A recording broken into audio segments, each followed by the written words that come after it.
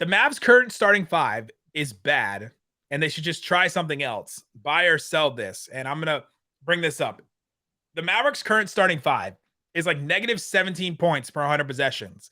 And at this point, they've played, I think, enough minutes where we're like, all right, that's trending towards something. It doesn't tell us the whole story, but it's trending towards, if it's still negative double digits and almost negative 20 in the net rating department, then that's really bad. But if you replace Jalen Brunson with Kristaps Porzingis, that net rating improves by 31 points per 100 possession. It goes from negative 17 to plus 34. And the offensive rating skyrockets even more. It goes from like 89, which is terrible, to like 120 something. So it's not that this is not to say that I think they should just get rid of KP and put Brunson in, but there's something about that starting five that is just not working right now. Whereas another combination I think could work. But are you buying or selling that starting five is bad and they should just try something else? Yeah, I do think that they should try something else. There are definitely moments where I'm like, okay, there's either not an interior presence or the ball's not moving quickly enough or enough, period, depending on the matchup. So I would be in favor of a lineup change, but again, you don't want to be constantly changing things on like with a small sample size and continuing to change things, because it's really hard to just build continuity and have success with that. So I don't blame them for trying to make it work, but how much longer are we going to, keep maybe getting ourselves into these games where we're starting off slow or struggling down the stretch? Here's another one that just goes into that one. Buy or sell. The criticism of Dwight Powell is overblown. I feel like he becomes the scapegoat almost every single year between Yeah. fans and media, and people are like, all right, Dwight Powell's the problem. He's the one that needs to go.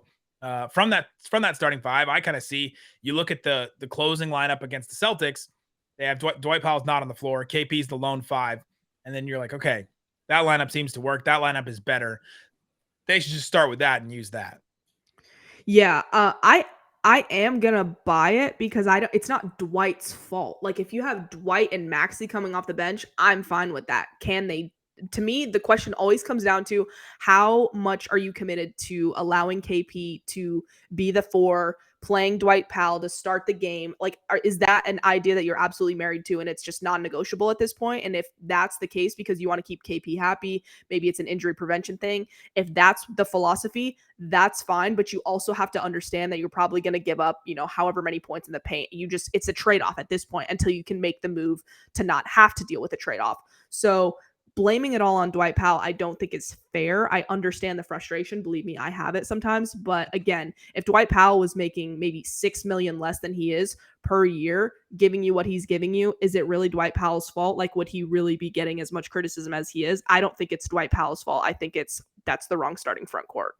Yeah, he's thrust into a situation that's, he's just out of his league almost, right? Like, I don't think he should be a starting center. He's an incredible backup center. Like, he'd be great. He does one thing really well, rolling to the rim, and it's working. But there's a couple things in here. There's only one 5-man unit with Dwight Powell in it that is not a negative 10 net rate, that doesn't have a negative 10 net rating, meaning they're getting outscored by over 10 points per 100 possessions. And that's like Brunson with the starter. That's that Brunson with the starters unit that I mentioned earlier. Dwight Powell also has a negative net rating with every single player in 2-man lineups, every single player on the team except for Brunson.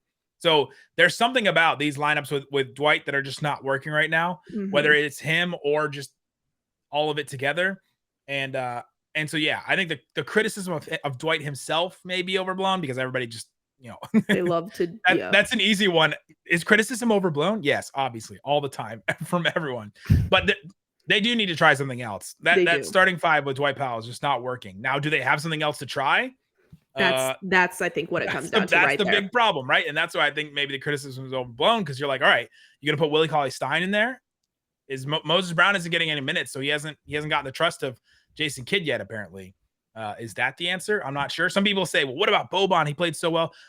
What we have to understand about Boban is he's such a situational player right now. He can only play against certain teams. He can't play against Al Horford and Rob Williams, right? Rob Williams just run circles around him, and Al Horford just stretch him out to the 3-point line.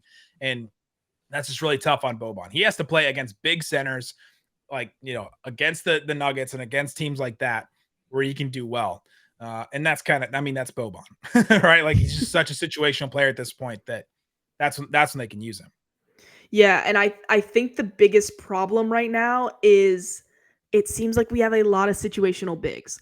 And I think that is a problem. It seems like right now we're going for quantity over quality. And I hate to say that because I don't want that to sound like a dig at our guys, but I think you have too many bigs. You just need a more concise, solid, game plan when it comes to the rotation. And I don't think we have that right now. Some of the Willie minutes, I'm like, I struggle to watch them.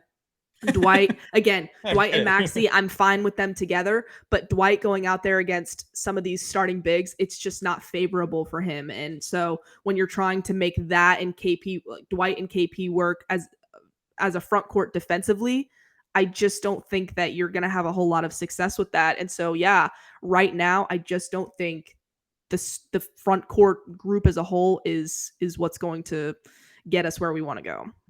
They're back.